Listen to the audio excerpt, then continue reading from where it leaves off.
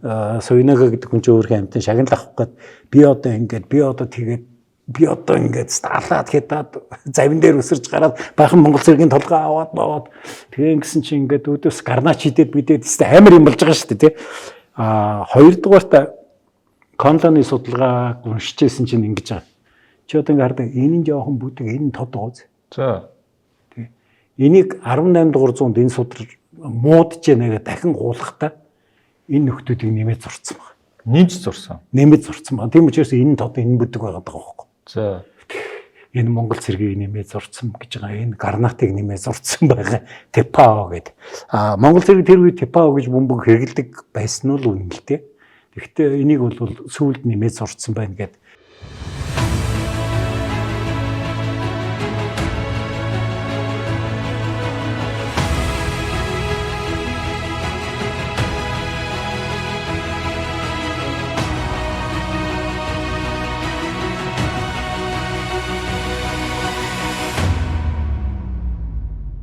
Сайн бацхан сонсогчдоо Монголын гигсэн түүх подкастын ээлж дугаар хэлж байна. За нэвтрүүлэгтээ хамтран ашиглаж бол Denk Pharma. Германд үйлдвэрлэв. Эрүүл мэндэд чанарыг Denk Pharm. За өнөөдрийн түүх бол Япон Монголын дайн. За их Монгол улсын хувлайн далайн флот гэдэг. Яг өмнө бас яг энэ сэдвийг ярьжсэн санагдчихэв. Тэгээд одоо үзэгчдээс Бүр ихэд. Тий. Үзэгчдээс нэг юм тавтлаагүй давталт явагдах гээд байна гэдэг нэг ганц хоёр комментүүд яваад эхэлсэн байна лээ.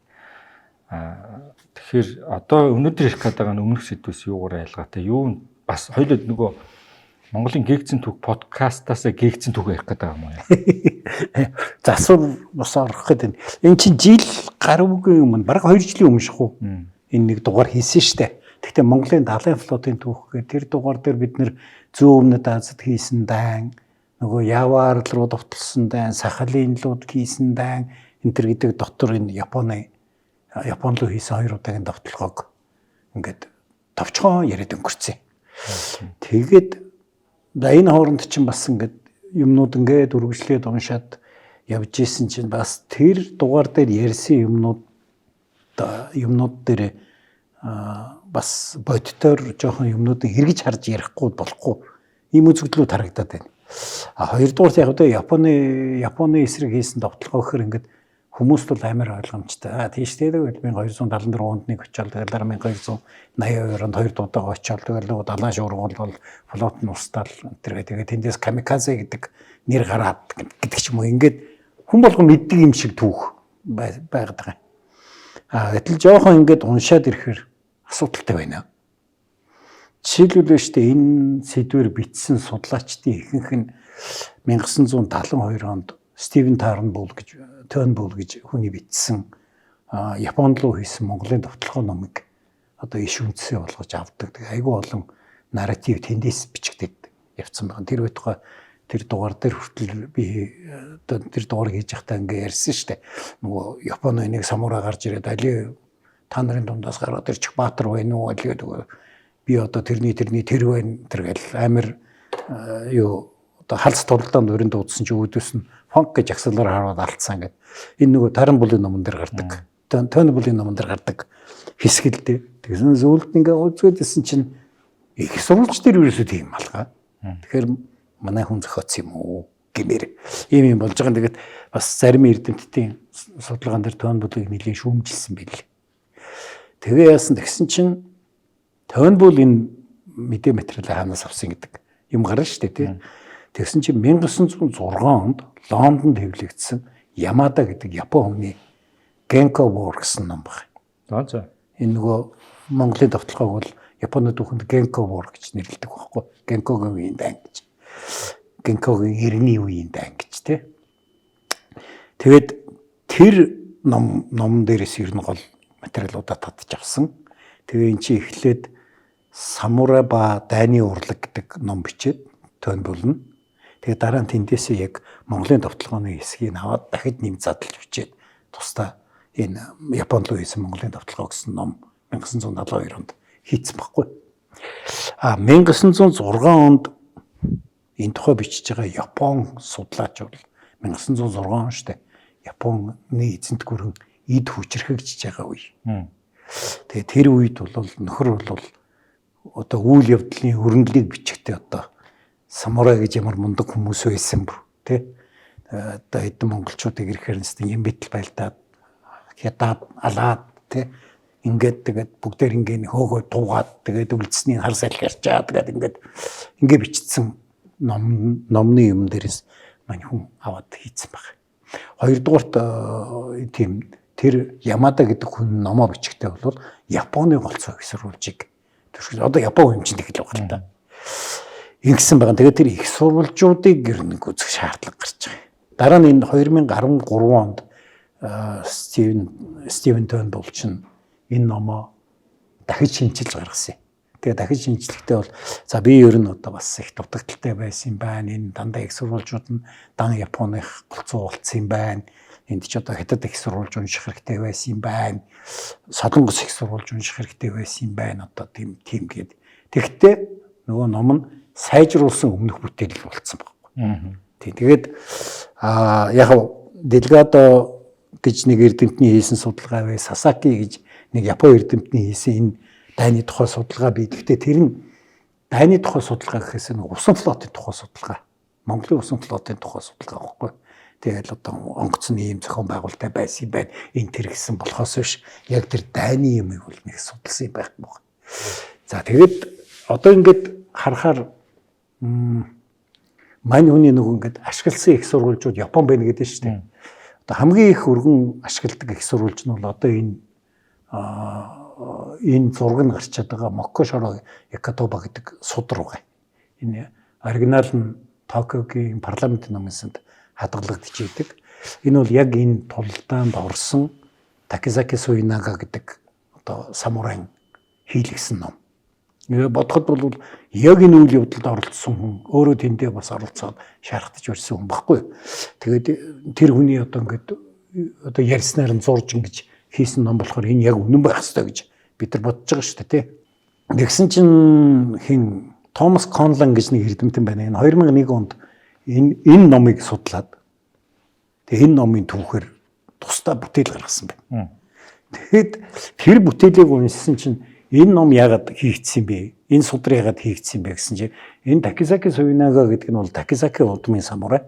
Энэ тулдаанд одоо дайнд оролцсон, шархацсан, морин алгадсан, энаараа мориноос нь цусмос гойж байгаа үстэй. Тэр самурай нь өөрөө энэ тийм Суинага ч өөрөө байхгүй. Тэгэд нөхөр одоо ингээд би ингээд зөндөө хохирсон, эх орноо хамгаалж ингэж явж байгаа. Тийм болохоор одоо надад ямар нэгэн шагнал өгөөч гэж хийсэн бүтээл болж таарж байгаа. Одоо тэр Конланы судалгаанаас үзгээд. Тэгээд тэгэхээр ч одоо тэгээд одоо бүү мэдтэй. Одоо жишээлбэл Оросд төлөх их хөрөг одоо төлөхөд оролцсон гэд надад одоо нэг хөдөлмөрийн гавьяаны улаан түгээн одон өглөө штэ. Тэгээд тэр одон нөгөө өхөд тодорхойлт хийж байгаа штэ тий. Тэгээд тэр тодорхойлтон дээр бол одоо энэ нөхөр отхон баяр нь бол ингэж оролцсон ийм гавьяа байгуулсан гэд ингээд бичил яаж намайг шагнах гэж байгаа юм чи тий. Тэгэнгүүт нөгөө одоо 200 жилийн дараа ч юм уу нэг судлаач ингээ юм ухаж явж байгаад тэрний тодорхойлтыг олоод их хөрөг чи энэ хүн шийдсэн юм биш үү? Та шийдсэн юм шүү уусаа. Гэхдээ нөгөө намбрын хоёр нь байдаггүй, санжийн баяр нь байдаггүй, Сүхбаатарын Батулд нь байдаггүй, Жимдийн Өрлөгадар нь байдаггүй. Үүдээ яалч миний тодорхойлолтын дээр отхон баяр гэсэн гэж бичсэн байгаа чи. Тэгээд тэрүүгээр үндэслээд одоо дүгнэлт хийчихэж байгаатай л адилхан юм болж байгаа байхгүй энэ Суинага гэдэг хүн чинь өөрхийн амтын шагнал авах гээд би одоо ингээд старлаад хятад завин дээр өсөрж гараад баахан Монгол цэргийн толгой аваад бовоод тэгээ ингэсэн чинь ингээд өдөөс гарнаач хидэд бидээд амар юм болж байгаа шүү дээ тий. Хоёрдугаарт Конланы судалгааг уншижсэн чинь ингэж байгаа. Чи одоо ингээд хардаг энэ нь жоохон бүдэг энэ тод ууз. За. Тий. Энийг 18300-д энэ судар муудж яанаага дахин гуулахдаа энэ нөхдүүдийг нэмээд зурцсан байна. Нэмж зурсан. Нэмээд зурцсан байна. Тийм учраас энэ тод энэ бүдэг байгаад байгаа байхгүй. За. Энэ Монгол цэргийг нэмээд зурцсан гэж байгаа. Энэ гарнатыг нэмээд зурцсан байгаа. Тепао гэдэг. Монгол цэрэг тэр үед Тепао гэж бөмбөг хэрэгэлдэг байсан нь үнэн л дээ. Гэхдээ энийг бол сүүлд нэмээд зурцсан байна гэд. Ингээд одоо өөрөөр хэлбэл бас нөгөө нэлээд хэдэн зууны дараа нөхдүүд нэмж хажир хийж штэ. Ийм болсон байгаа. 3 дугаарт энэ Суйнага гэдэг хүн чинь би одоо тэнд очиод тэгж байлдаад өстой завин дээр өсөрч гараад Монголын флотын усан онгоц руу сэлж очиод өстой нөгөөдгий чинь ингээ бахан монголуудыг алаад тэргээд бичсэн. Тэгсэн чинь юу Японы хэд хэдэн одоо яг тэр чинь нөгөө орон нутгийн домогнууд биш тий. Домогнуудаас цуглуулсан юм дээр яг энэ үйлдэлийг 4-5 хүн дээр бичсэн байна. Тэгээд копид бол байсан гэсэн. Копидод юм уу альсгүй одоо ингээд мягмар сүрэн гавь олсон байхлаар байхад нь би одоо ингээд өөртөө шаналхын тулд би тэгээд би бас ингэсэн байхгүй юу энэ гэдэг ингээд бичсэн ийм одоо өөрөөр хэлбэл энэ судар бас их эргэлзээтэй. Яг энэ хүн тэр дайнд орсон бол үнэн байх. Тэ Хакасаки цайзыг штаасан гэд нэг газараа бичсэн мөртөнөө Хакасаки цайзын одоо тэр хаалгаар би гараад энэ төр гэд шатсан цайзын хаалгаар чи яаж гардгийг яаж ордгийг тий гэх мэт ингээд хоорондоо зөрчилтэй юмнууд их бас байгаа даа. Тэгээд 2 дугаарт биш үү? Япон их сурвуулж, Хятад их сурвуулж хоёр нэг том зарчмын ялгаа байдаг. За Япон бол нөгөө династийн солигдоогүй улс байхгүй. Одоогийн байгаа эзэн хаан ч одоо тэр хэдэн 1000 гаруй жилийн өмнө байсан Аматерасу дагны удмын одоо тэгээд тэр хаан чи ингээд өнөө хүртэл явж байгаа шүү дээ. Хятад бол тийм байхгүй. Тэр үеэсээ эхлээд хан, тан, мин одоо юу чин гэдэг ингээд олон династ солигдоо явцсан. Тийм учраас Японы их сурвалжуудад нэг одоо эрдэмтэд хилээд идэг нэг том дутагдал байдаг байхгүй. Нөгөө династ солигдоогүй учраас нөгөө юмыг тэмдэглэхдээ юу гэх юм бэ? Хувь хүний нөлөөллүүд их ордог. Тэгээ өөрийнхөө нүдээр одоо энэ бас өөрийнхөө нүдээр л бичээд нь штэ.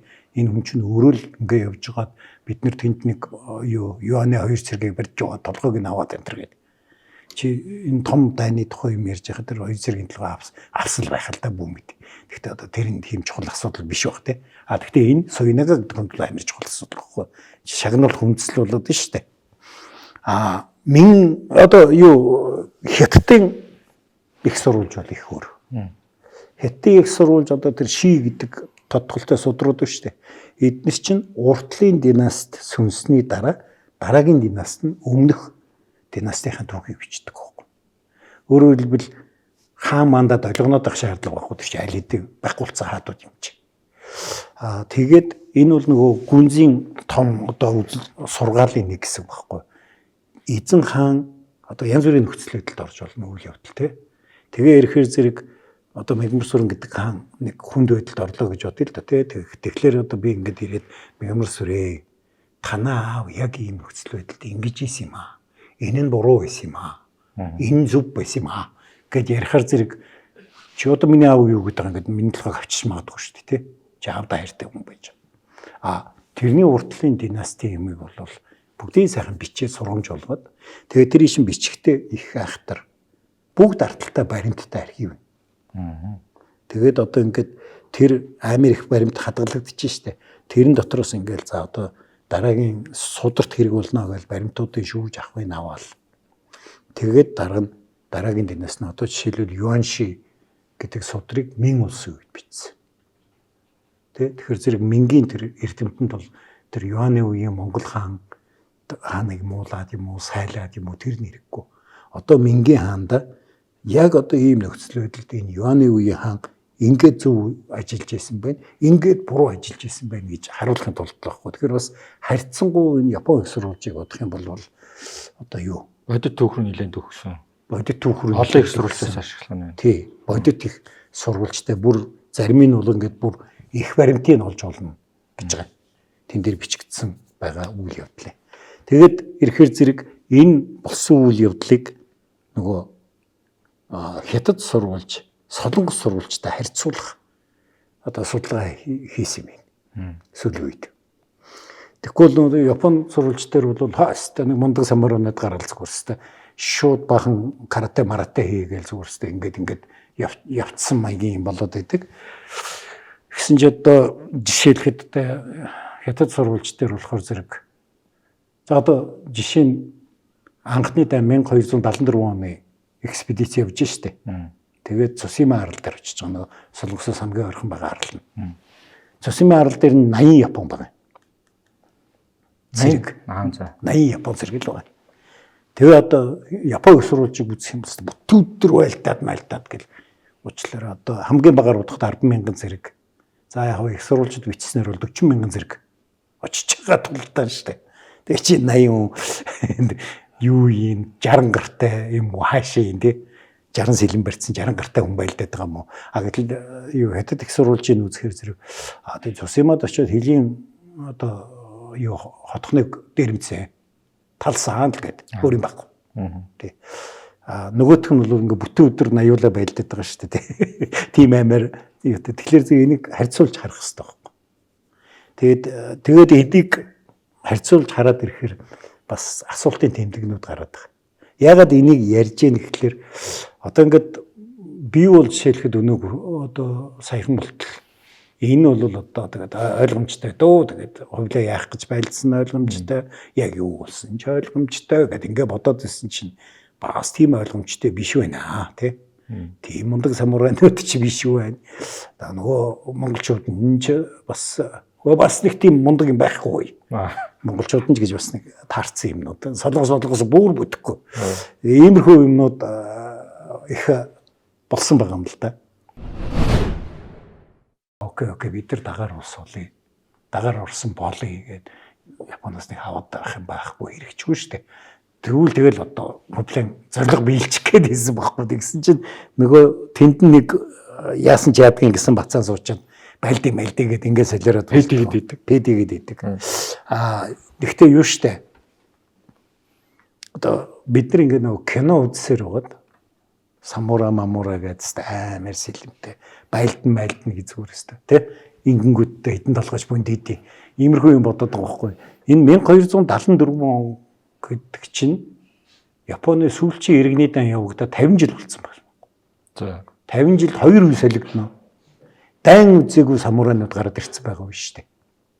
Зүгээр л цээжээ балбал байгаа болохоос биш өөрснөө жинхэнэ дайнд яваагүй ийм нөхдүүд гараад ирсэн байгаа байхгүй.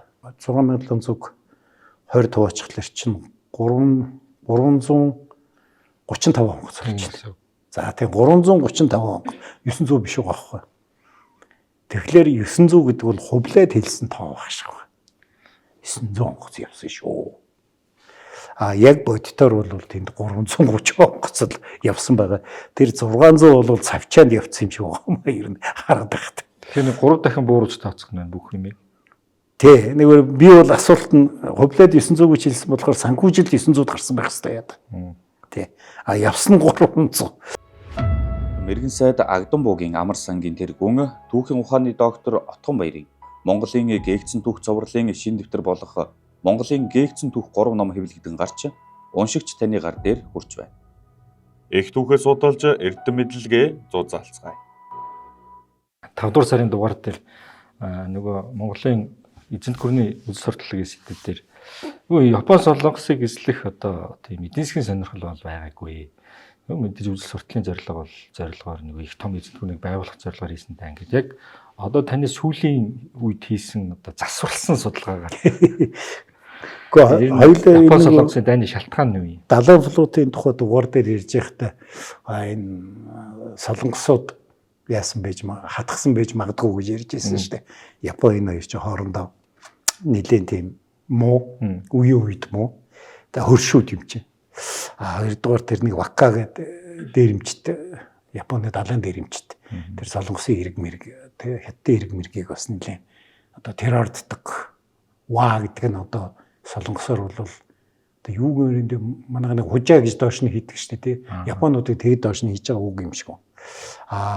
Хоёрдугаар Марко Пологийн номонд бол одоо тэр далайчдын эрэг сонсоход бол ийшиг Жипангу гэж нэг их баяр л байдیں۔ Энэ зүгээрээ 7500 аралтай. Тэгээд энэ одоо ерөөсө алтан дээвэртэй байшин байдаг гэ бичсэн юм байна гэж.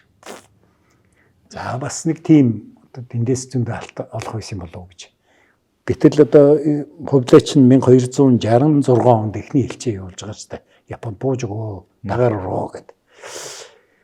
Тэгээд тэр элчүүл очиод үдсэн байж таараа тэр нэг тийм баян улс биш юм байна гэдгийг бол харсан байж таараа.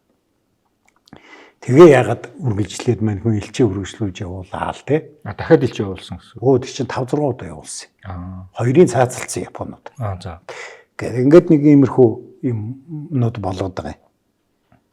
Тэгээд яг тэр юун дээр бол одоо ингээд тэр дугаар дээр хоёлаа ярихдаа бол энэ нөгөө сүнтэй худалдаа хийгээд ерөөсө болчихгүй юм аа. Тэгээд нөгөө сүнг Балкан, эдийн засгийн Балкатанд оруулах бодлогын хүрээнд энэ Японыг болохоо ойлгох хэрэгтэй. Одоо буулгаж авах хэрэгтэй гэдэг юм явсан гэж. Нөгөөдөөс ингээ харахаар чи яаж тэ 1266 он ариг бүхийг 2хан жилийн өмнө дарж авсан. Хаан ширээний төлөө тэмцэлтэй. Иргэний дайн. За нэг дайн. За дайн тулдаанууд болсон гэхдээ нэг тийм нийтийг хамарсан юм болоогүй. Тэгээд одоо хойд хил дээр чи хайдуу гэж нэг нөхөр бас эсрэгүү гараад ирцэн. Тэ? Дотоод нөхцөл байдал бас нэг тийм найдвартай биш. Монгол маягтай бас тэр болгон итгэхгүй учраас нийслэлээ евро Бээжин рүү зөөцсөн тий гэх мэт одоо ийм нөхцөл байдалд байгаа хүн тэр Японд дайж яах гэдэг тий. Тэгэхээр зэрэг энэ нэг бас ямар нэгэн тийм жижиг ялалт байгуулж одоо юу юм да нэр хүндээ өргөх шаардлага байсан болов уу гэж харагдаад байгаа. Бүх одоо олон таван юмны хажуугаар. Тэгээ Японоч их амархан дарчинч гэж бодож исэн байх тий нэг сүртэйч улс биш гэж бодож исэн байх гэж харагдахаар байна. Тэгээд за одоо яг тэгээд ямар ч байсан. Тэгээд тэр юун дээр одоо жишээлхэд биш дээ Монголын элчийг очиход одоо Монголын элчийг цаазаар авсан байгаа. Тэгээ хүмүүс бол ихэнх нь нөгөө элч нь очиод томроод өтер гэсэн юм боддог байхгүй. Гэтэл Япон их сурвалжуудыг ингээд уншихлаар зэрэг тэр үед одоо юу штэ эн чин Токугавагийн биш Минамотогийн шогун Минамотогийн үе. Тэгтээ нөгөө Минамотогийнхэн чинь бүр сулраад бодтой эрх мэдэл байхгүй болоод тэрний регент гэж одоо юу гэх юм орлон үдирдэж байгаа хожоо удмынхны эрхлээ үе байхгүй. Тэгээд яг тэр үед бол одоо шогуны регент хийжсэн хожоо документ гэж тэр нэг 21 2-тэй байсан. Бас нэг ойрхон залуу. Тэгээд тэр нөхөр чинь Монголын хааны элчийг ирэхэд та нар одоо энэ нэг дээрэмчнээ хаан гэж нэрлээд байгаа мó гэж сууж байгаа. Ч одоо хэн бүдүүлэг айшилсан бэ те тэр чи бас нэг эзэнт гүрний этикет гэж байна шүү дээ ясмаас. Тэгэхгүй тэгж асуугаа. Тэгээ бодвол элч нь хариу нэлийн хатуу хариу өгөхөд тэгээд цааслах төрсөн болов гэж бодогдохоор юм харагдаж байгаа юм. Тэгээ Хөвлийн хаан тэрний дараа элчий болоод байгаа ингээд энүүд яаж байгаа юм бол элчин цаацлчаад байгаа. Одоо манай Монгол их засаг хуулиар бол нин дээр цэрэг мөрдуулаад тэр мө хожоо документыг барьж яваад цааслах хэрэгтэй шүү дээ. Тэгсэн дахиж элчий болоод байгаа. Тэгээд түрүүчийн элчин цааслагдсан. Тэгээд ханда үг хэлж чадахгүй шүү дээ. Тэгээд нөгөө Хөвлөча хөөши хүн явуулсан сургахгүй болчихлоо. Яв юу болов? Нөгөө юм дамжуулгээд явуулаад байгаа байхгүй. За нэг иймэрхүү юмнууд энэ чи хамгийн сүүлд нь 1273 онд бас дахиад нэг элчий илгээж байгаа. Тэгээ ер нь бол мань хүнийг ер нь тэр үед Японууд за окей бид нар дагаар улс болъё. Дагаар орсон болъё гэдэг Японоос нэг аваад байх юм байхгүй хэрэгжгүй шүү дээ. Тэгвэл тэгэл одоо проблем зориг биелчих гээд хэлсэн байхгүй. Тэгсэн чинь нөгөө тэнд нэг яасан ч яадгийн гэсэн бацаа суучаад байлди гэдэг ингээд солиороод пэдигээд идэг. Тэгтээ юу штэ. Одоо бид нар ингээд нөгөө кино үзсээр байгаад самура мамура гэдэгт амар сэлэмтэй байлдан гэж зүгээр өстэй тий ингэнгүүтээ хитэн толгойч бүнд идэв. Иймэрхүү юм бодоод байгаа байхгүй. Энэ 1274 он гэдэг чинь Японы сүүлчийн иргэний дан явагдаад 50 жил болсон байна. За 50 жилд 2 үе солигдно. Дан үзээгүй самуранууд гараад ирсэн байгаа юм шүү дээ. Зүгээр л цээжээ балбал байгаа болохоос биш өөрснөө жинхэнэ дайнд яваагүй ийм нөхдүүд гараад ирсэн байгаа байхгүй. За тэгээд дараагийн нэг том асуудал одоо яг хитэн зэрэг явсан юм бэ гэдэг асуудал гарч ирж байгаа. Монголын талаас. Тий. За. Одоо эн чинь нөгөө их сурвалжууд судруудыг унших юм бол 1274 оны эхний экспедицид бол 40,000 зэрэг явсан. 15,000 монгол зэрэг 25 мянган хятад цэрэг. Бас юу лээ тэрэн дотор нь солонгос цэрэг байгаа. Тэгээд нэг 6700 далайчин өдөргээд. Айгуу тоонууд судар дээр бичигдсэн. 900 усан онгоц явсан гэдэг. За энийг хоёулаа тэр төрүүчийн дугаар дээрээс 900 усан онгоц гэдэг чинь 900 цэргийн онгоц явсан гэсэн үг биш ээ. Нөгөө Баатар хөлөг ингээд цэрэг зөөдөг онгоц байдаг. Тэрний 300 байсан байх. Энэ Росабагийн судалгаа шүү. Би дааж байгаа юм биш. Нэг 300 нь бол яа хөлөг гэдэг одоо хүнс хоол одоо тэр автоматик өвсөний ачиж явдаг хангамжийн логистикийн онгоц. Тэгээд нэг 300 туслах онгоц гэдэг нэг хоёр онгоцны хооронд холбоо ойрдог зөөдөг. Тэр бол яг нэг гол молоор явдаг жижиг усан онгоцнуудыг дайчлаад хэрглэлждэг. Ингээд яг бодитоор бол нэг цэрэг зөөсөн 300 онгоц явсан юм байна. За тэгээд нэг усан онгоцсон дээр бол одоо явган цэрэг бол нэг 100. Юу бол мортой цэрэг бол нэг 50, 40-оос 50 багтдаг байсан байна гэж. Тэгэхээр одоо Монгол цэрэг явсан гэх юм бол чи байлдааны 300 онгоцсон дээр онгоцыг 50-аар хөржүүлээд максимумаар нь бодоод. Тэгэхээр нэг 15 мянга гараад байгаа үз. Гэсэн тэрийг сүүлийн үеэр ярьдаг. За хэн бас судлаа байна гэх. Яг одоо гэсэн чинь 6770 чи явж штэ. Тэр үеийн усан онгоцсон дээр бол дунджаар нэг усан онгоцсон дээр 20 далайчин байх хэвээр. За. Тэрнээс биш ингээд усан онгоцоо өдөртөө дээрээс нь нумсум харваад сэлбэр байлдаад идэг хүн байхгүй байхгүй. Нэр далайчин гэдэг чинь тусдаа мэрэгжил гэж чи амаргүй мэрэгжил байхгүй. Тэгээд чи 6720 төгөөчих та. 200 болчихж байгаа. 20 төгөөчихлэр 200 хэд онгоц. За ингээд нөгөө 900 бол худлаа болж байгаа байхгүй. Чи 6720 төгөөчихлэр чинь 335 онгоц болж байна. За тийм 335 онгоц 900 биш байгаа байхгүй. Тэгэхээр 900 гэдэг бол хувлаад хэлсэн тоо баг шиг байна. 900 онгоц явсан шүү. Яг бодитоор бол тэнд 330 онгоц л явсан байгаа. Тэр 600 бол цавчаанд явцсан юм шиг байна. Ер нь хараад байхад. Тэгэхээр 3 дахин бууруулж тооцох нь бүх юмыг. Тий, нэг би бол асуулт нь хувлаад 900 гэж хэлсэн болохоор санхүүжилт 900-д гарсан байх хэрэгтэй яа. Тий. Явсан 300. Тэгээд тэр чин Кимбангийн он билүү нэг өвгөн солонгос одоо ноён байгаа. Тэр очиод ингээд нэг онгоц барьж байгаа шүү дээ. Усан онгоц байлдаанд явах. Тэгээ усан онгоц барьж ингээд тэрийг очиод бүр хятадаас мэрэгжилтэй авчирсан. Тэгээ бас интернэшнл одоо экспертүүд ирсэн тий. Тэгээ ингээд ирээд үзсэн чи байдгүй нэг онгоцнууд нь байдгүй. Тэгээд яасан мөнгө байхгүй. Мөнгөний дуусгацсан тийм. Тэгээд Кимбэн за одоо нэгэнт ийм болцсон юм чи наадгайгаа хятад онгоц битгий болгон солонгос онгоц олго гэдэг. Яг жижигхэн. Тий. Нөгөө зардалтай багтаж тоогоог үзэх гэдэг шүү дээ тэр нөхөрч. За тэгээд тэр хятад онгоцны зөрүү, солонгос онгоцны зөрүү гэдэг бас нэг баахан завчаа явсан шиг байна. За ер нь тэгээд би одоо мэдэхгүй тэр үед атаг гэж байсангүй мөрдөлт явсангүй. Гэхдээ их сэжигтэй юмнууд харагдаад байгаа хгүй. Тэгээд эзэн ханд бол за хантаа 900 онгоц дүүн зэрэг явлаа гэж. Яг амьдрал дээр юу яж байгаа юм. Тэгээд энд чи их марзан юм байгаа маа. Энэ үед солонгосын хаан чинь Чүнёл гэж хаан байсан шүү дээ. Чи Монгол нэр нь юу лээ? Бадамдорж үлээ. Хин нэлээ. Тэгээд тэр Чүнёл ван чинь хөвлөд загтлуулчихад байгаа. Тэгээ загтлуулчихтай тэгээд байгаа байхгүй. Бид нэр одоо ингээд цэргээ зэвслэх гэсэн чинь зэвсэг алгаа. За 50000 хуйг 50000 нум 100000 хөвч явуулаач гэдэг. За юу 50000 хуйг болчих. Нөгөө 40000 зэрэг явах гэж байгаа үстэй тий. Тэгээд тэгэхээр тэр ер нь дээр нь тэр Хачимангу докун гэдэг нэг судрын тухай ярьсан шүү дээ. Японы судар.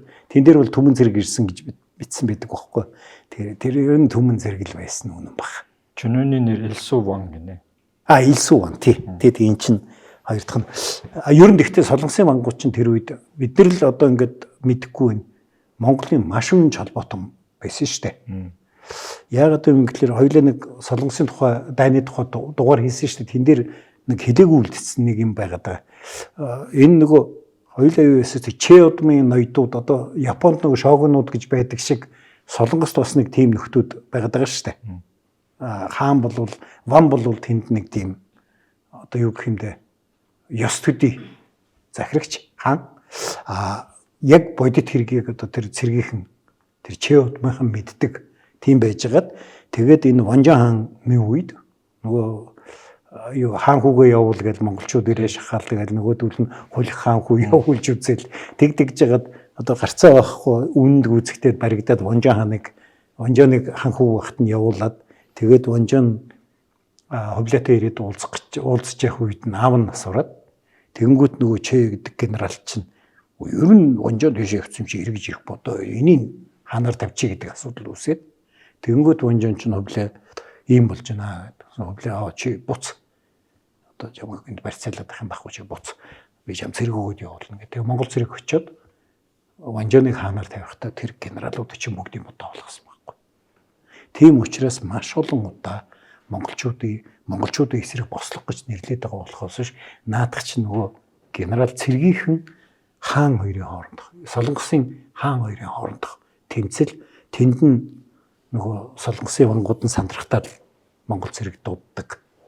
Тэгээд амар олон бослохыг монголчууд одоо дарсан ийм үе байхгүй. Тийм учраас тэрийг бас хэлэх хэрэгтэй. Өөрөлдвөл манай тэр үеийн солонгосын вангууд бол Монголын одоо чин сэтгэлийн бөгөөд өмнөж нөхдүүд Монгол цэргийн элдэн дээр тогтож исэн нөхдүүд байхгүй. Доотлолт нь нөгөө цэргийнхэн чинь эсрэг юм хийх гэдэг ийм байсан. Тэр юунд Монгол цэргийн флотын усан онгоцууд гэдэг Солонгост үйлдвэрлэж эхэлсэн гэсэн үг. Тэгээ яг эхний давталгаа 1274 оны давталгаа бол Солонгосоос явсан шүү дээ. Одоо нэг зурган дээр Бусан хаваас явсан гэдэг юм. Бусан бишээ тийч Хампо үлээ нэг бомтоос гарсан. Тэгээ тэр бол яхах байхгүй одоо юу Солонгосоос гарсан цэрэг. Хоёр дахь давталгаа бол хойд замын цэргийн Солонгосоос өмнө замын цэрэг нь одоо өмнөд хятадаас гарсан шүү дээ. Тийм юутай. Тэгээд яг би зүгээр цэвэр эхний давталгааны түүхийг яриад байна л да. Тэгэхээр тэр ч бас нэг тийм эргэлзээтэй юмнууд энд шууд гараад эхэлж байгаа байхгүй. Өөрөөр хэлбэл Солонгосууд Монголын хааны өгсөн хөрөнгийг жоо авилгалд нийлэн замбараг зарцуулж шээ дээ. Одоо тэрийн цавчааг нээсэн Солонгосын хаан ч юм уу дунд нь байгаа ямар нэгэн ядаж жанжин ч юм уу тэрийг одоо мэдэхгүй л дээ. Гэхдээ тэр дээшигээ мэдээлэл яваад тэгээд тэр нь засваргүй цаашаа явцсныг бодоход хаан аав Солонгосын ван бол оролцсон баха. Тэгээ тийм бижиж дээшээ өөрөөсөө тэрнээс биш ван оролцоогүй байсан бол өөшөө энэ худлаа штэ юу вэ? 300 онгоцын үстэй гэл эхлэн штэ тэгсэн 900 гээд дээш нь мэдээлчихээ бодоход тийм юм ягаад байгаа. Нөгөө талаас хувлаа тэр цэргүүдэд тэр бүтлгүй яваад ирсэн нөхдүүд шагналаг өгдөг. Шагнаад байгаа. Тэрийн тэмдэглээ үлдсэн байгаа. Тэгэхээр хувлаад бол нэг тэгээд тэр амжилттай болсон уу, амжилтгүй болсон уу, 900 явсан уу, 300 явсан уу, дунд нь Чөнөөлван цавчаа хийсэн үү, Кимбангион цавчаа хийсэн үү, тэр өдгөө Пушоугийн гэдэг нэг араб нөхрөөгөө тэр цавчаа хийсэн үү, хувлаад тэрэн сонин биш. Явсан уу, явсан. Замаа судлаад ирсэн. Дараагийн зам бол тодорхой болж байна гэдэг юм чухал юм байна л гэж надад харагдсан. Германд үйлдвэрлэв. Эрүүл мэндэд чанарыг. Denk Farm. Нөгөө өмнөх нэвтрүүлэг дээр нөгөө солонгосуудын матаас орсон байх магадaltaй. Ер нь солонгос их сурвалжууд дээр энэ түүхийг ихээр бичсэн тэмдэглэсэн байд. Юу гэж тэмдэглэсэн байдаг. Дээр нь үнээр тэр матаас нөлөөсөн үү? Гэхдээ матаас ч одоо японочдыг бол солонгосууд ч тэр үед ч одоо нөгөө Монголын хааны хүргэн болцоо очиж байгаа шүү дээ. Тийм болохоор эдгээр чинь Монголын хааны ордонд хүүхдүүд нь амьдарч байгаад одоо нэг тийм Монгол маягийн болж одоо хүмүүжиж эргэж ирдэг. Тийм учраас нөгөө Япон дургу бол нөгөө тэрийг шордсон юмнууд бол байсан байх гэж. Тэр хаанаас манайх тийм Япон гэж амар баян алтан дээвэртэй сүмтэй мөнгөтэй гэж тэгж юу яах вэ? Бодох вэ те? Тэр юуны тэгээд одоо элчин очоод за тийм баян улс биш вэ гэж одоо бодсон л эн чинь нэг юу л нэг хятад элч явсан байдгийг. Тэр хятад элчийн бэлтгэлд одоо энэ баян улс биш гэж бичсэн юм харагддаг. Яг бас их эргэлзээтэй. Юу штэ одоо тэр үед Японч бас тийм нөгөө гадны улсуудыг ирэхээр олон газар буулгахгүй штэ. Яг тэр цэрэг Хаката буланд буугаад байгаа гэхэлэр нөгөө гадаадаас ирсэн худалдаа Хакатад буудаг байхгүй. Буудаг байсан байхгүй. Тэгээд тийж цаашаа маашаа оруулахгүй штэ. Тэгээ Хаката буланд буугаад тэр нөгөө ирсэн худалдаачдыг чинь Баабыг бүртгэж аваад тэгээд өсрээд Мизуки цайзан тавьчихдаг. Тэгээд тэндээс Дайзафу гэдэг нь шогуны төлөөлөгчийн ордон. Энэ нөгөө Хаката булан чинь энэ Фукуокагийн ойролцоо. Тэгээд энэ арай тийм шаргалдуу өнгөтэй байгаа нь 1274 оны анхны экспедиц. Тэгээд нөгөө гадны хүний чинь Мизуки дэвчээд тэгээ одоо за чи Дайзафу энэ одоо манай шогуны биедлүүлэгч байна. Чи энэ хэлэх юм аа хэл. Гэхдээ цаашаа явуулдаггүй байсан байхгүй.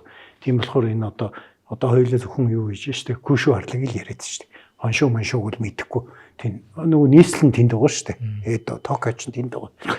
Тэгээ одоо нөгөө яаж тэр улсууд алтан дээвэртэй сүм хүм мэдхийн тийм угаас очиж үзээгүй юм чинь худалдаач очиж үзээгүй юм баггүй. Тийм болохоор зэрэг тэр худалдаа бүгд ярьсан юмнууд байгаа. Хоёрдугаар гайхал төрүүлээд байгаа юм нь 1274 онд эн чинь усан онгоц нь 11 сард хөдөлж байгаа. Флот.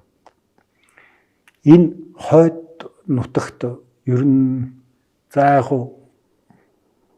10-11 сар гэж ер нь талаад гардаггүй байхгүй. Өвлийн шуургууд эхэлдэг. Тэрийг бол одоо их биш мэдэх ёстой доо. За монголчууд мэдэхгүй гэж бол солонгосууд мэдэх ёстой шүү дээ. Бид чинь талаад дээр амьдарч байгаа хүмүүс юм чи тээ. Тэгэхэд 11 сард явуулсан баг.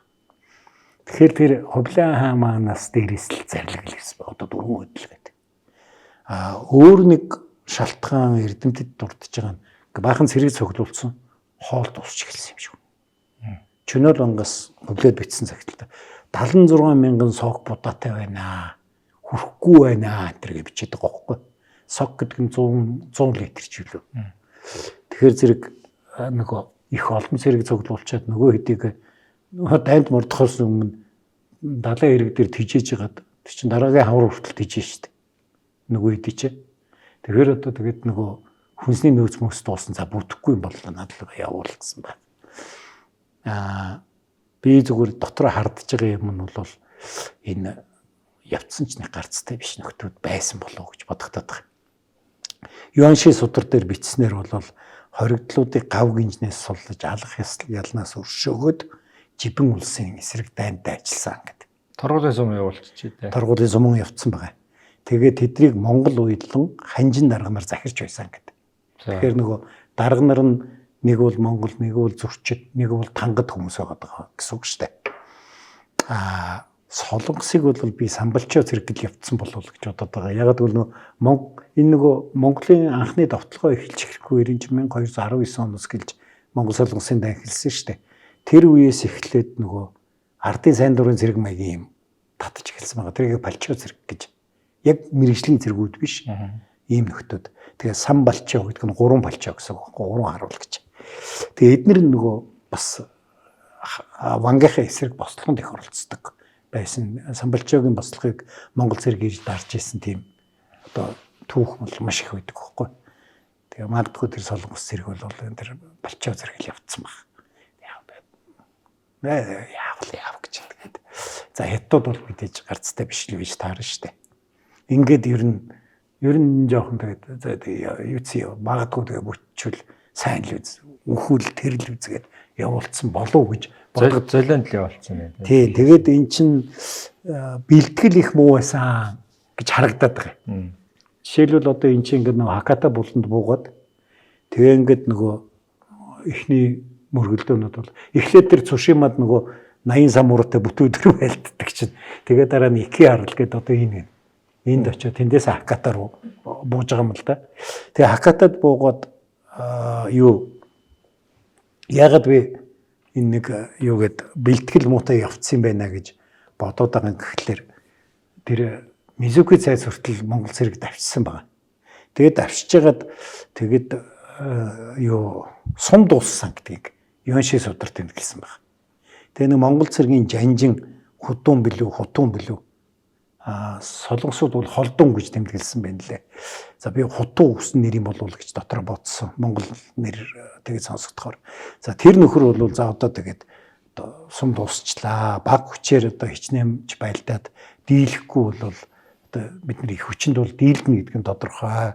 Тэгээд ингээд энэ ядарсан цэргүүдээ сум дуусчаад хахад дайсны гүнлүү шургуулж хэрэггүй.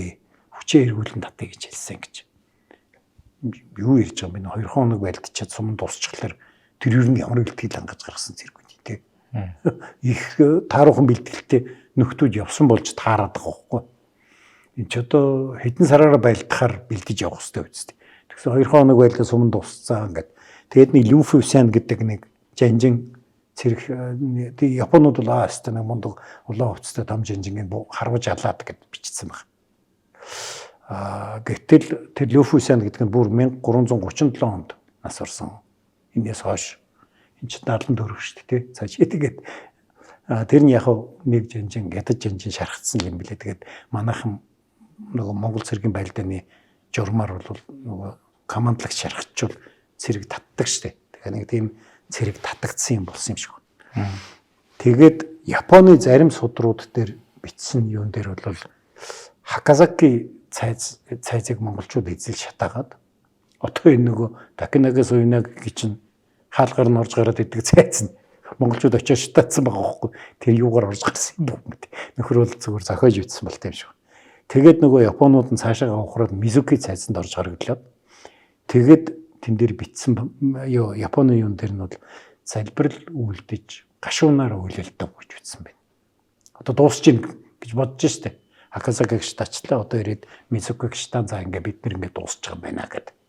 Тэгэж одоо гашуунаар үйлэлдлээ гэд. Тэгээ маргааш өглөө босоо харсан чинь Хаката болонд ямар ч онгоцоохгүй явагдах. Яг одоо нөгөө болсон явдал талаас нь аваад үзэх юм бол тэгэхээр зэрэг нөгөө солонгосыг тэнд бол нөгөө шуурганы асуудал байгаа шүү дээ. Тэр бол Корёса гэдэг энэ солонгосын түүхийн судраг. Тэр Корёса тэр бол буцах замдаа шуурганд их олон онгоцоо алдав гэж ütсэн байна. Буцахтаа алдсан байна тий. Тэгээ ер нь тэгэл одоо шуурганы сезоноор явцсан улсууд чинь нэг шуурганд өртөжил таарна шүү дээ. Яах юм чи. Тэгэл тэн дотор нэг онгоц монгоц нь одоо живсэн барьсан юмнууд л байгаад тах шүү. Гэхдээ тэрийг Япон ёсруулж тэмдэглээг байгаа. Тэгэхээр нөгөө нэг бурхны ариун салхи гэдэг нь бол сүулт одоо тийм нэмэгдэж орж ирсэн болохоос биш эхнийхтэр бол одоо өглөөгээд сүмдээ хороод уйлж мөйлээд мөргөж өглөө гэгээ орохоор харсан чинь байдгүй нөгөө төлний яваад өгсөн. Нөгөө тавар шууд нь болохоор ингээд бэлтгэд муутай ирсэн. Тэгээ ингээд цаашаа явах гэсэн чинь сум дууссан. За одоо ингээд цаашаа яваад нэмэргүй хэдүүлээ буцаа явцал болж таарад байгаа байхгүй. Тэгэхээр энэ 1274 оны энэ дайм бол явж энэ Япон орох замыг тодорхойлох тий. Хоёрдугаарт бас яг сүрээрээ дараад нэг буулгаад авчих юм л бодож явцгаас улсын болов. Тэгээд нөгөө солонгосын ван чинь хадам авда сайнаа харуулах гээд тэгээд нэг за тэгээд дунд нь ч бас янз бүрийн цавчаанууд явсан юм шиг байгаа. Тэгээд ер нь бол биш тэг 900 явчаад 600 живцсэн гэж хэлж болно шүү дээ. 300 яг 300 явсан бол 300 шүү дээ. Тэ? Тэгээд дараа нь шуурганд ороод ихэнхийгээ алдцсан гэдэг. Нэг бүүмжтэй байлдааны хохирол. Тэгсэн магадгүй 900 явсан ч юм билүү. Яваханы юм бол тэр бас их явдалтай юмнууд харагдаад байна. Энд дээр attempt буюу оролдлого гэсэн байна. Үнэхээр оролдлого юм шүү дээ. Тий, аль аль нь. Тий. Гэхдээ нэг хоёрдугаар дэ хоёлаа. Хоёр дахь нь бол юу бас их хоёр дахь оролдлого бол нэлээд нухацтай. Тэгээд нөгөө тэр дугаар дээр явагдгаар ярьсан шүү дээ. Марко Пологийн номон дээр энэ юун дээр Кюшү арлаас нэг 6 км зайтай нэг аралд юу Монгол цэрэг үлдсэн. Тэгээд эднэр нь юунаас их газараас тусламж ирэхгүй тодорхой байд гинт энэ үндсэн арал дээрээ буугаад тэгээд тэндээсээ юу яцсан маа гэж юу давшаад нийслээд тэгээ одоо болтол энд оргилж байгаа гэдээ Марко Пологын номонд бичсэн байсан гэж. Энэ бол үнэн худлын бүү мэд. Яг Марко Поло тэр үеийн Юаны одоо том ноёдуудын нэгэн тим юм ярьсан байж болно. Бодтой юм бол тэн дээр бол байхгүй бах. Харин дараа нь 1281 он өөр 7 жилийн дараа. За 7 жилийн дараа хувлаа яах гэж бас ийм экспедиц явуулж байгаа гэдэг. 79 он шүү лөө. Биш ээ 81. За. Тэгээд 1279 он чи сүүлийн элчин очиж байгаа. За Нөгөө чинь буужг гэл явуулаад байгаа шүү дээ. Энд чинь 75 онд явуулж байгаа 79 он 79 оны элчин цаазалцсан Японууд. Тэгээд ерөнхийдөө одоо энэ ер нь юу яа? Одоо дуусах яа гэдэг. За 1279 онд сүн улсыг буулгаж авсан. Ядтыг бүрэн эзэлсэн.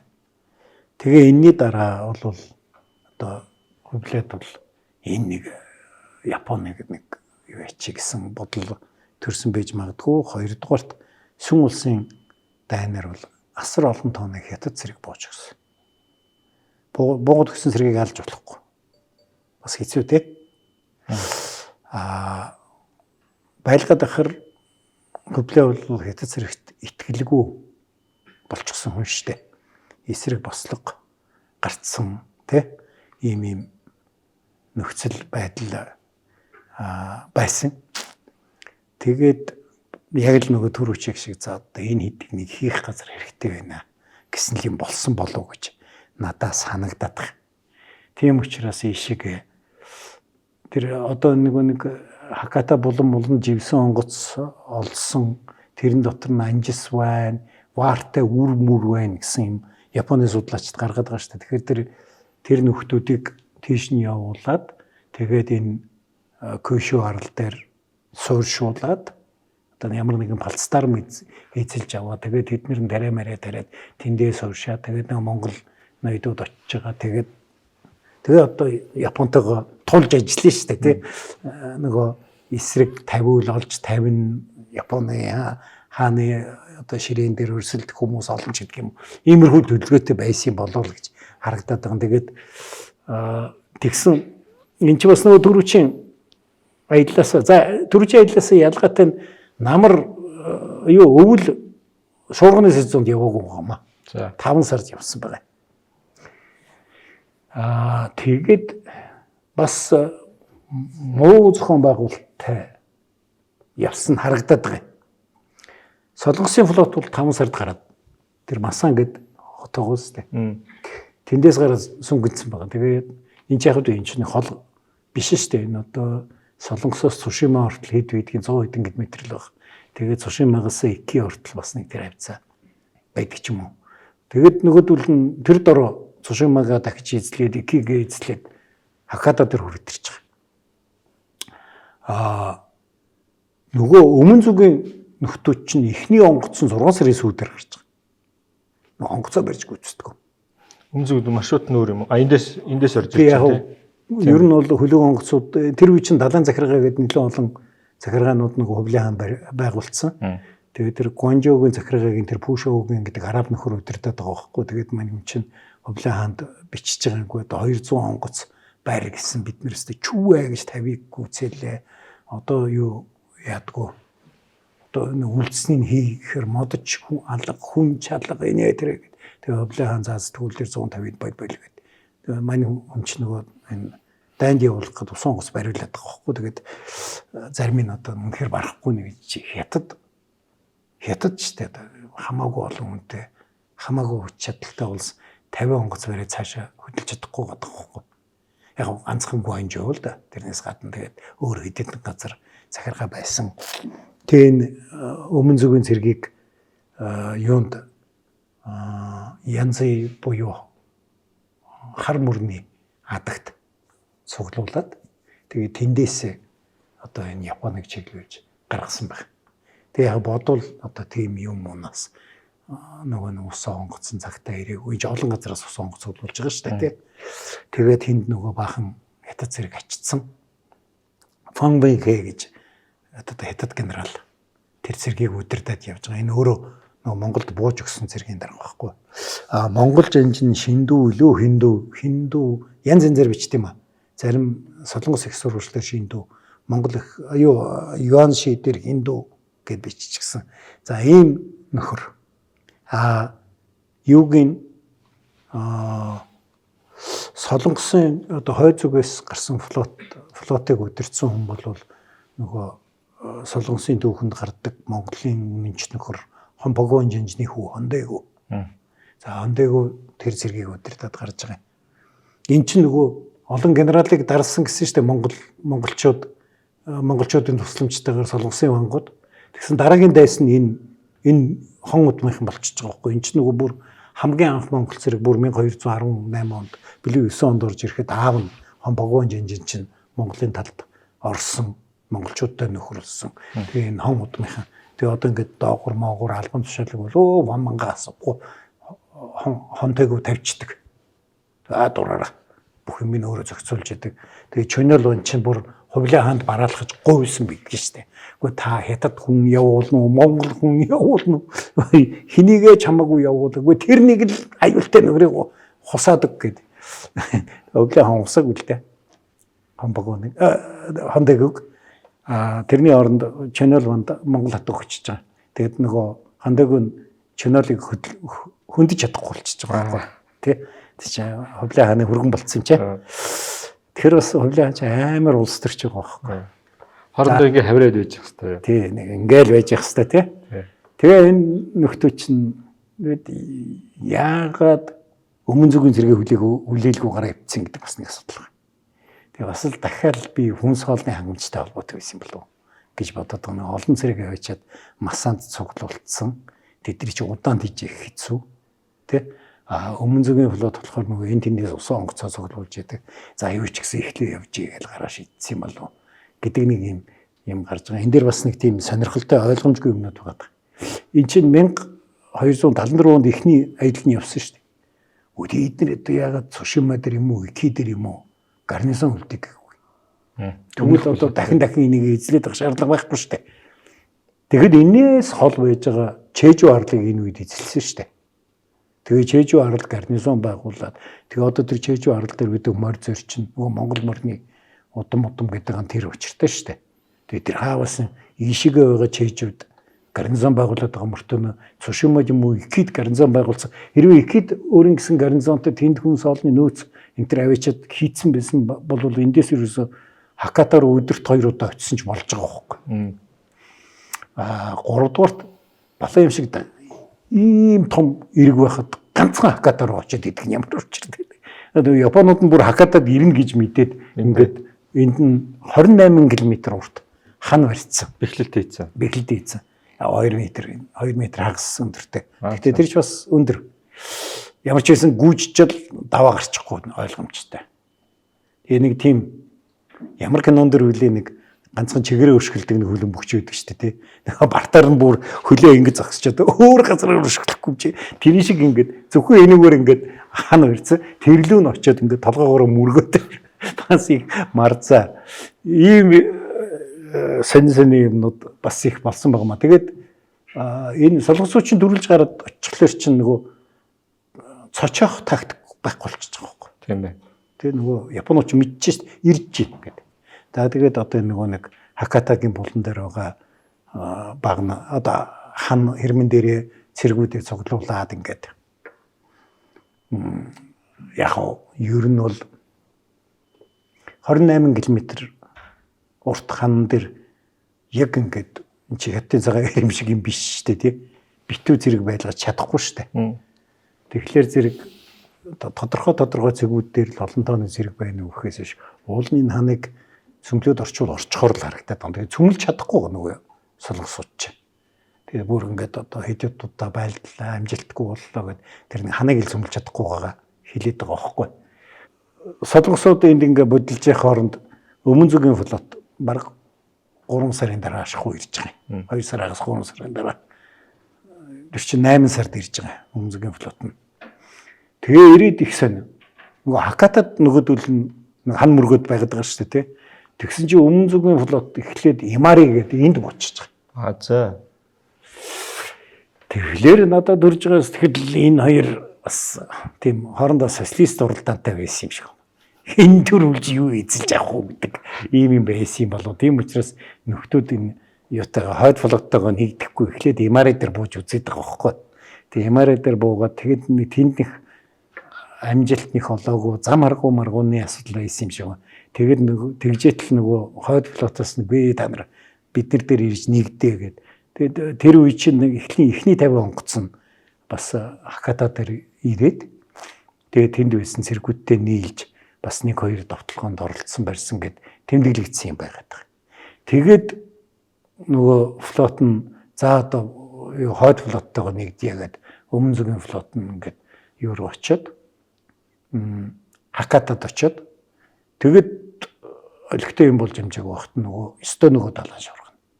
Болоод тэгээд тэр булан дотор ч нөгөө онгоцнуудыг хооронд нь мөрөлдүүлж үүлгээд гээд одоо яг нэг ийм болсон байгаа. Тэгэхээр зэрэг одоо яах вэ? Нэг их гайхалтай баатарлаг юм хоёр талдаа зураад хэрэггүй байхгүй. Японууд ч гэсэн 50 жил дайж үзээгүй. Тэр хожоо документ Монгол элчин толгойг авч явахдаа бол ямар амтны сахалнаас зулгааж байгаагаа ерөөсөө ойлгоогүй нөхөр гэж би хараад байгаа.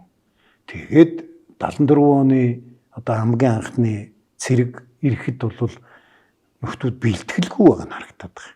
Тэгээ бүр Дайзефуга алдаад Мизуги цайсанд орж нуугдаад уйлцгаагаад ингээ байж итэл тэгээд нөгөө наадлын нөхөр нь нөгөө тэмцээ их бас бэлтгэлгүй ирчээд за бэлтгэж буцаад ирнэ гэд буцаа шийдчих. Дараагийнх нь болохоор зэрэг нэг л олон амтын яваад байгаа болохоос биш. Ямар ч тийм байлдааны нэгдсэн төлөвлөгөө байхгүй. Би энтэйгээ өрсөлдөд байгаа мó уралдаад байгаа мó одоо жишээлбэл тэр солонгосууд одоо 3 сарын өмнө очиж дайсныхаа цочог гаргах ямар хэрэгтэй байсан тий. Тэгээд дараа нь ирж байгаанууд нь тэгээд нөгөө хэд нь байлдаад байхад нь нэмж очихын оронд шал өөр газар буугаа тэндээ будилж бас нэг янз бүр болоо буцаж онгоцод оруугаад тэгээд очиж байгаа шүү дээ. Тэгэхээр ер нь аль тал нь туйлын бэлтгэл муутай тийм юм болоо зүгээр яг аз японочдын аз таарахад нэг далайн шуурга болоод ингээд л яатсан баг. Тэгээд энэний дараа хувлаач 3 дахь экспедицээ бэлдсэн шүү дээ.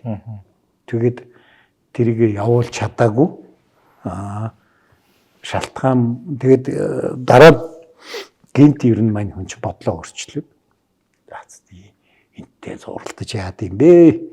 Тэгээд бүр Ява арал Индонез руу яваад гэсэн байхгүй. Тэгээд тэрийг бол яг хоёлаа тэр дугаар дээр нэг онол гаргасан шүү дээ. Хүлэгүүд хуурай замаар хүрч чадахгүй болохоор далайгаар хүрэх гэж ийсэн юм аа гэд. Тэгээд нөгөө Вьетнамд бааз байгуулах гэсэн чинь бүтлгүүтээд за тэгвэл яршиг Индонезд байгуулъя гэсэн чинь хулигт дуулаад тэгээд тэгжээтэл тэгээд Хувлын хааны нас гүйтсэн.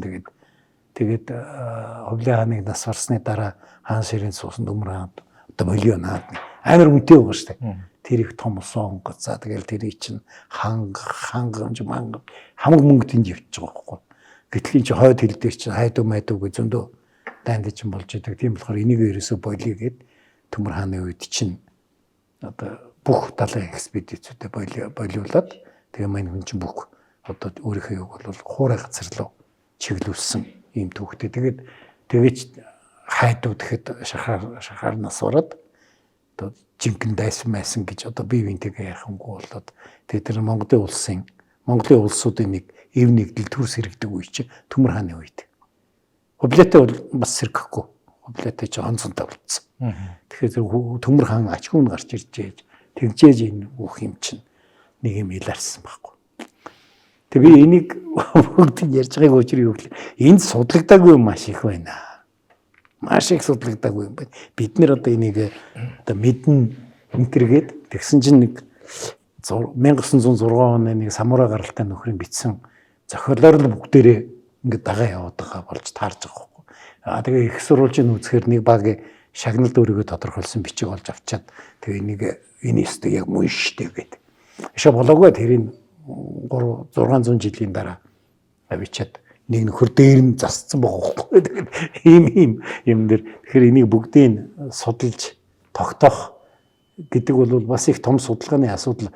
Ер нь бол гэхдээ юу л да бас нэг юмыг бас хэлэх ёстой.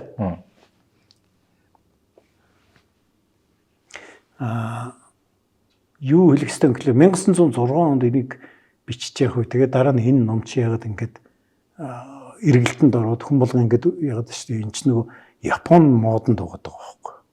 1906 онд чинь Оросын эзэнт гүрний буцагдсан. 1905 оны дайнаар. За тэгээд ерөнхийдөө одоо ингээд энэ хавьд шар арьстай одоо юу гэх юм бэ? Дээд ангилын хүн гараад ирсэн байгаа хгүй. Япон. Тэ Нихонжин гэдэг. Тэгээд тэр нэг хөгжил муутай одоо манж занж тэ тэр улс орнуудыг одоо хүмүүжүүлэх. Энэ уншиж байгаа англи, Франц хүмүүс бол тэгжил уншин штэ 1906 он штэ идэрч бүгд колоничлох гэж колони эзэд одоо тэгээд энэ цагаан арьстан юу нэ одоо хүмүүсийн одоо нэг чухал одоо үүргийг энэ Япон хүмүүс хүлээж байна.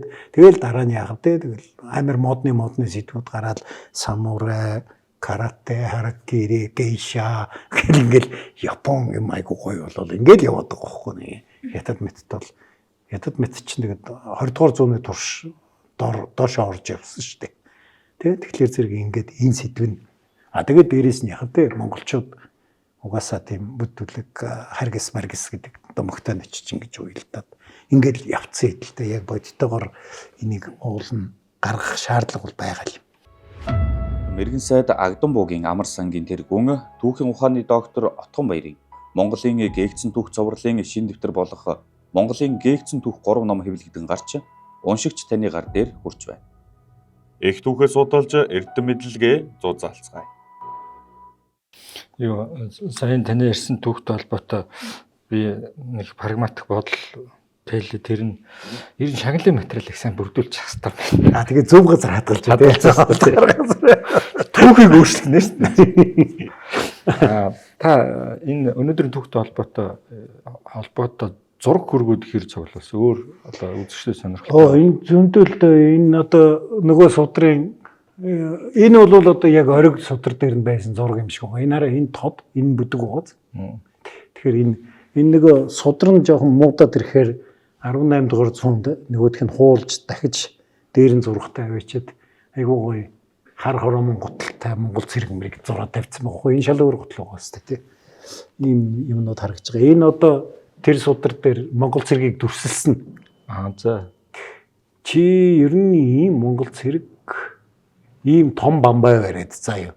Энэ нөгөө хятад цэрэг л юм уу солонгос цэрэг л байж гарах гэдэг. Харин энэ хэд бол Монгол мортен бол Монгол цэргүүд байх л да.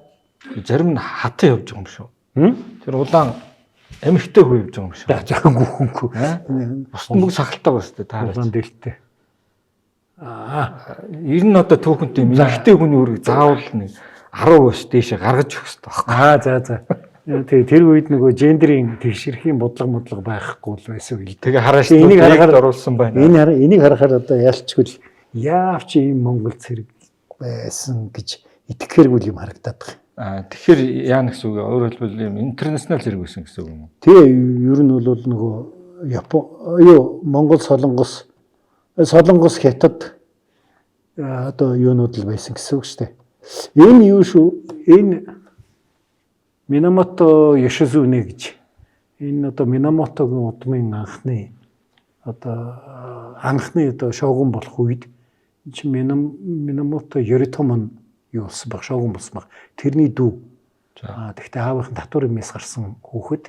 Тэг энэ дайнд одоо гол үүргийг гүйцэтгээд тэгээд дараа нь ах нь дүүгээ хардаад тэг алдсан тийм түүхтэй. Тэгээ олон хүмүүсийн японочдын дунд бол энэ ингэж өгөхгүй цухтаагаад гарцсан. Тэгээд Кюшугаар нөгөө хойдлын аралж байгаа Хоккайдо тий.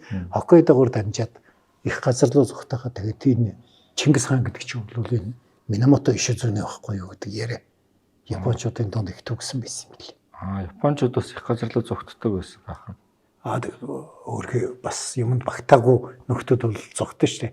Энэ судрууд дээр зурсан тэр үе Монголын хөлөг онгоцыг дүрсэлсэн байгаа. Энэ одоо бодол бодтойгоор харж одоо зурсан улсууд байгаа бах. Тэгэхээр бас их том усан онгоцнууд хийдэг байсан харагдаж байгаа байхгүй. Тэгэхээр тэр чи Чүнэл ванд нөгөө цэргүүд нь жанжнууд нь айлтгал өргөхдөө үгүй сайн нэг ингээд усан онгоц авчиад далайд алдаад тэгээд далайд алдцсан одоо тэгээд 22 далай чинь 136 цэрэг ингээд сургууль болчлоо гэдэг. Тэгэхээр тэр чинь нэг усан онгоцон дээр байгаа далайчны тоо цэргийн тоо хоёрыг харуулж байгаа байхгүй яг солонгосууд бол явган цэрэг байдаг учраас тийм байх. Монголчууд бол тэрнээс дор хаяж 2 юм уу 3 дахин бага цэрэг явна шүү дээ. Нөгөө морин бас байгаа юм чи. Монголчууд нь десантын үүрэгтэй юм шүү. Буугаад мөртөөгөө довтолж байгаа. Тийм. Одоо том десант буухч нэг танк бууж байгаа шүү дээ тий. Тэгээд тэр танк нь тэр мөрт цэрэгч явж байгаа шүү дээ. Энэ Генко музей гэдэг Генко гэдэг нь нөгөө энэ монголчуудын тогтолцооны Генкогийн дан гэж нэрлэдэг. Тэр 90-ийн Генко гэж нэрлэж байгаа. Тэгээд энэ Генко музей гэдэгт байгаа монгол цэргийн одоо дуулга. Энэ Henry Yule гэж хүний бичсэн 1910 онд. Сүүлд тий. зохион эмчил зурсан зэрэг байна тийм. Энд бол Хувлын хааны флотыг ингэж төсөөлж зурсан байгаа юм. Ер нь энэ 1906 7 10-ад оны үед нэг иймэрхүү юмнууд их бүтээлүүд их гардаг нь бас энэ ч монголчуудтай холбоотойгоос гадна японочдтой холбоотойгүй. Японочууд чинь тэр үед шинэ их гүрэн болж гарч ирсэн учраас тэрийг их сонирхож тэрнтэй холбоотой бүтээлүүдийг их хийж байсан. За энэ нөгөө Соёнага гэдэг хүний илтгэлдээ одоо нөгөө шагнал гордсон судар дээр энэ японууд ингэж одоо Монголын хөлөг онгоцсон дээр гарч монголчуудыг ингээ устгаад тэгээд тэгээ манай хүн чинь бас би өөрөө нэг ингээ завин дээр суугаад тэгээд тэгж байгаа завин дээр суудлал болддгоо манай хүн нэг юм дээр үсрээ суудсан чинь завин дээр суусууд нь гаргаж шидэх гээд багтахгүй юм чинь тэгсэн чинь нөхөр гү би одоо ингээ суудсан би чинь сүмрөө явж байлдээ л та гээд явсан энэ гээд тэгээд хамгийн сонирхолтой нь энэ хүний энэ үйлдэлийг нь одоо Японы өөр их сурвалжууд төр өөр хүний нэрээр бичээд үлдсэн байгаа. Тэгээд хаашаа нэг онгоцсон дээр л гарцгаас улс юм уу? Нэг үйлдэлээ хэд копидод яатсан юм уу? Бас их тийм сони юм болж байгаа юм л да. Яг зүгээр баримтууд дээр нэг арлын дэр гэтүүлүү нэг гүйхэн усан дээр чулуун дөөр мордцсон онгоц. Монгол цэргийн онгоцыг очиж устгасан гэсэн нэг юм байгаад байгаа. Тэрнээс шаарч ингээд нэг жижигхэн завьтай тэгээд том усан онгоцсон дээр очиод бүгдээр ингээд устгаад байгаа бас л төсөөлөл бол амар байгаа шүү. Ер нь зүгээр таны нийт ярьсан сэдвийг би томиломч гэж яхаа зүгээр Хувлын хаанд стратегийн сонирхол байгааг хүлэм шүү дээ. Ийш маш их анхаарал тавиа. Тэгээ цаашаа юу болж ин заавал эзлэн дайны тийм фронтын театр дээр юу хийх ёстой стратеги тактикийн зохиомж юу ч хийгээгүй юм шүү дээ. Урсгалаараа болцсон л дайна юм шүү. Гэхдээ бүр гайхалтай. За одоо яг түрүүчийн нөхдүүд нэг бүтлгүй яваад ирсэн 1274 оны нөхдүүд биш үү? За тэднийг ч одоо яа их вэ? За одоо зам харгуу үзээд ирсэн гэж шагнасан байж болно. Энд одоо хамаг зэрэгээ дуусгачаад ирсэн багийнуудыг бас шагнаад. Тий. Тэгэхээр дуусгах үүрэгтэй явсан юм уу яасан тий. Тэр бас их сони юм болж байгаа. Эсвэл нөгөө нэг ордны доторх янз бүрийн тэм нэг улс төр дотор тэнд явсан жанжингууд хэрэгтэй байсан байж магадгүй. Аха. Гэж би Байлцсан жанжинууд хэрэгтэй. Байлцсан жанжингууд нь хэрэгтэй байсан байж магадгүй. Тэрнээс биш одоо ингээ өчөд өчний усан онгоц живүүлээд өчний цэргийн ам алдчихад ирсэн нөхдүүдэд одоо шагнал өгөөд байна гэдэг бол бас их утгагүй л дээ. Яг гэхдээ тэр үеийн шагнал чинь нөгөө чаагаар шагнал штэ. Юу? Цаасан мөнгө. За. Хувлын хааны амьдралын сүүлийн жилүүдэд бол цаасан мөнгөний үйлдвэрлэл хэрээс хитрээд инфляци замаа алдаа. Тэгээд одоо чамд зүгээр авдар цаасан мөнгө өгсөн ч болохоор болцсон л байсан л да. Тэгээд Тайлан бас энэ нөхдүүдээ судлаа өгсөн байж болно шүү дээ. Японыг эзэлчээд ирлээ. Бас магадгүй Хувлын ч вакуумжаад ирсэн мэдээллийн дагуу за тийм бах гэдэг ингэ шагнал. Цаасан мөнгө. Тэгээ юу л бол хааны үнийн ч нэг чих мэх заавал тэр олон зэрэг дунд бол заавал явсан байх учиртай. Тэгээд энэ ном судар дээр бичсэн шиг 100,000 зэрэг угаасаа гарах боломжчгүй. Тэгээ 100,000 зэрэг байсан бол тэр нэг муу 2 метр хан дээр очичоод бүдэрж унцгаагаал тийм байхгүй байна. Тэр нэгдүгээрт тоог нь хэтрүүлсэн байх, хоёрдугаарт тэр дунд бас Хувлын хаанд бас худал мэдээлэл өгсөн завсарт нь ашиг хонжоо хийсэн цавчаа мавчаа хийсэн нөхдүүд бол зөндөө байсан баг л та. Тийм болохоор би энийг яриад байгаа гэхэлэр манай энэ судлаач залуучууд энэ сэдвийг дахиж сайхан судлаасаа тэр Кореосаа дээр юу гэсэн Юанши дээр юу гэсэн, Макошорой Катобо дээр юу гэсэн, Ачиманго Токо дээр юу гэсэн байгаа. Тэрийг бүгдийг харьцуул судлаад өгүүлбэр өгүүлбэрээр нь тулгаад тэгээд за энэ ер нь нэг юм болжээ гэдэг. Бид энэ нөгөө бас анализ хийхэд хэрэгтэй юмнууд хэлээд нь шүү дээ. 6770 явсан бол 20 дөгөө хорнаа ч 300 онгоцол байна шүү дээ. Энэ чинь 900 туваачих юм бол онгоцон дээр 670 ч болж байгаа. Хин сэлүүрдэх дээр онгоцсон чинь 670 чинь үлдчих юм бол тэгээд ирийч бас нэг штурм хэрэгтэй дээ нөгөө хаашаа явж байгааг нь мэдгэртэй нэг ахмад хэрэгтэй тий. Гэхдээ дур хаяж ингээд 6 хүний чинь хоёр нь даргуулаа явчихлаа цаана 4 2 талцсан жижиг зав байсан шууд. Тэгээд зэрэг тийм бол байх бол тий.